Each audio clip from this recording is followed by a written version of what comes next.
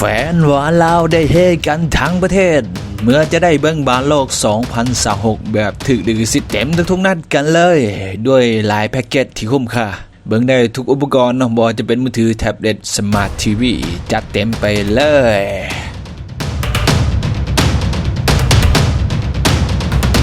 ก็ถือว่าเป็นข่าวดีสุดพิเศษเมื่อวันที่ 8 มิถุนายน 2026 ที่ผ่านมานะอยู่ที่โรงแรมซุปเปอร์สตาร์นครหลวงจันทร์บริษัทสตาร์โทรคมจำกัดหรือว่ายูนิเทลนะได้มีพิธีเปิดตัวอย่างเป็นทางการประกาศความยิ่งใหญ่เป็นผู้คว้าลิขสิทธิ์การถ่ายทอดสดหวานเตะรายการใหญ่ที่สุดในโลกก็คือรายการบอลโลก 2026 FIFA World Cup 2026 แบบถึกลิขสิทธิ์เต็มอิ่มทุกๆนัดอยู่ที่สปป.ลาว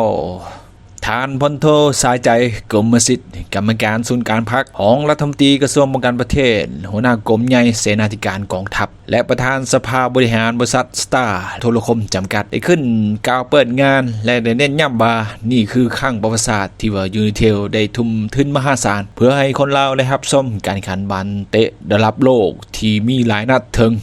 140นัดแบบจุใจกันเลยต้องขอบใจยูนิเทลที่จัดใหญ่จัดเต็มเพราะว่างานนี้เขาให้เบิ่งฟรีถึง 100% สำหรับการถ่ายทอดสดทุกๆนัดผ่านแอปพลิเคชัน Lao TV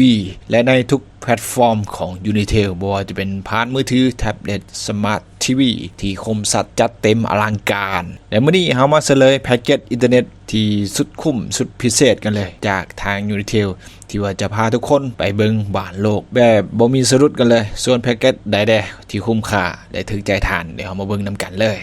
ก็ตามรูปกันเลยเนาะแพ็กเกจที่ว่าแนะนำนะก็จะเป็นอินเทอร์เน็ตบ้านของใบเพิ่นให้เริ่มต้นกันที่150เมกะไบต์สามารถเบิ่งได้ในแอป Lao TV แล้วก็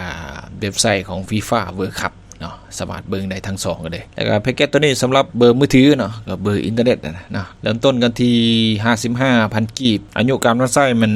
30วันเป็นทีวี55เบิ่งตามรูปเลยแอดก็บ่สร้างอธิบายมาได้นี่เป็นแพ็กเกจที่เพิ่นมีการเสนอออกมานะหากก็มีการเปิดเผยในมื้อนี้เนาะ9 มิถุนายน 2026ก็ถ้าติดตามกัน